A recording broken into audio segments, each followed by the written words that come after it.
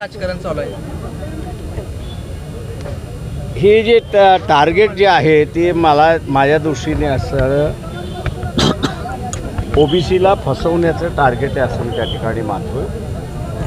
भासवलं असं जातं आहे की देवेंद्र फडणवीसला टार्गेट केलं म्हणजे ओबीसी जो आहे तो बीजेपीला मतदान करेल आणि बीजेपीला मतदान केलं तर बीजेपी ह्या प्रश्नावरती काहीच भूमिका घ्यायला तयार नाही की ओबीसीच्या कोट्यातून मराठ्यांना आरक्षण द्यावं या संदर्भात कुठलीही भूमिका घेत नाही आहे।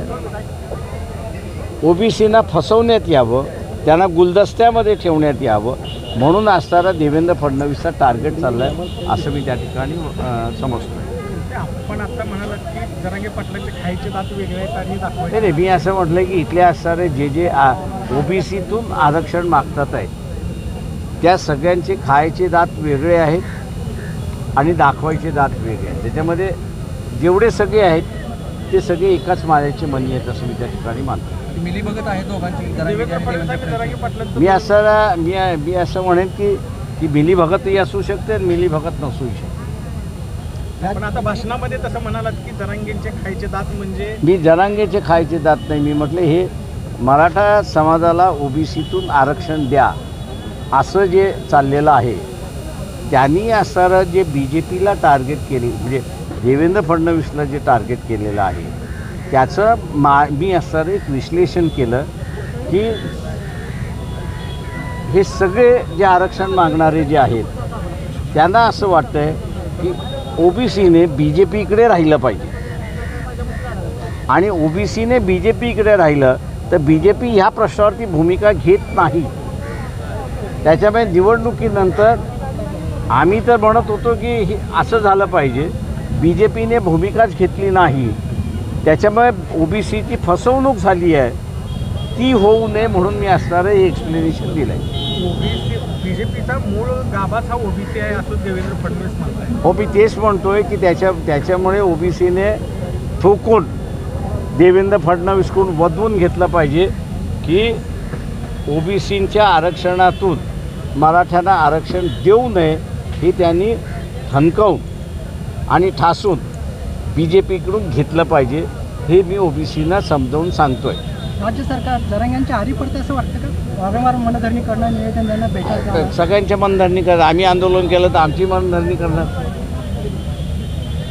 कुठलंही सरकार असलं तर ते आंदोलन करतायचे अरे बाबा कशाला हे करताय, जाऊ द्या आपण एक बसू दोन करू, ते ही शासनाची पॉलिसी असते ती करतात ते। सर, आपण ओबीसींसाठी मुख्यत्वे रस्त्यावर उतरलेला आज आरक्षण बचाव यात्रा करताय। सध्या स्थानिक स्वराज्य संस्थेमध्ये ओबीसीचं आरक्षण पूर्णतः थांबलेलं आहे, न्यायालयीन लढाई चालू आहे, त्याच्यावर निर्णय होत नाही म्हणून मी असं म्हणूनच मी असं म्हणालो की ओबीसीने 100 आमदार निवडून आणले पाहिजेत, हा त्यांचा टार्गेट असला पाहिजे।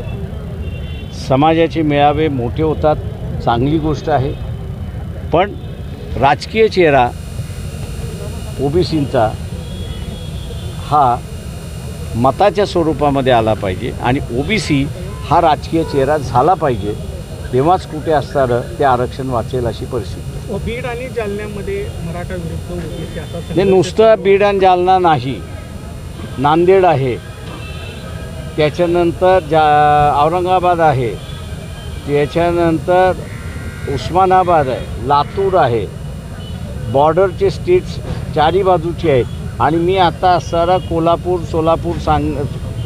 सांगली जे करत आलेलो आहे तिथेही मला ही तीड वाढताना दिसते, ती अजून वाढलेली नाही, पण त्याच्यावरती ताबडतोब काही केलं नाही तर ती तीड वाढण्याची शक्यता आहे। मी जसं म्हणालो की हे राजकीय जोपर्यंत राहील की ओबीसीच्या उमेदवाराला मतदान द्यायचं आणि मराठा समाजाने मराठ्याच्या उमेदवाराला द्यावं, ही राजकीय भूमिका जोपर्यंत राहील तोपर्यंत समाजव्यवस्था शांततेत राहील। पण हे मत सामाजिक दृष्टिकोनातून झालं आणि जसं तुटपुंजं आपल्याला असं कळतंय मी ह्याच्या दुकानातून घेणार नाही आणि तो म्हणतो मी ह्याच्या दुकानातून घेणार नाही, ह्याची व्याप्ती जर वाढली तर ते सामाजिक प्रश्न होतो आणि मग त्याचं स्वरूप काय होईल ते सांगता येत नाही. कोण करतंय सगळं ह्याच्या पाठीमागं कोणाचा ब्रेन असू शकतो किंवा हात असू शकतो? ते ज्या ज्या पॉलिटिकल पार्टी जरांगेच्या मागणीवरती भूमिका घेत नाहीत ते सगळे पार्टी मी असं म्हणेन डायरेक्टली इनडायरेक्टली खतपाणी घालतात. हे निवडणुकीसाठी चाललेलं आहे. मी जसं माझ्या भाषणामध्ये म्हणालो की शरद पवार हे मराठ्यांची नेते दिसतात आहेत. ओबीसींना असताना बाजूला घेतलं तर मराठा समाज जातो, मराठा समाजाला जवळ घेतलं तो ओबीसी जातो आहे. त्याच्यामुळे पक्ष भूमिकेतून हा प्रश्न बघितला जातो आहे आणि त्याच्यामुळे या निवडणुकीपुरते मी असं म्हणेन की बाळासाहेब थोरात असतील किंवा शरद पवार असतील हे मराठींचे नेते झालेले आहेत. उद्धव ठाकरे आणि देवेंद्र फडणवीस हे कायस्थ ब्राह्मण यांचे नेते झालेले आहेत.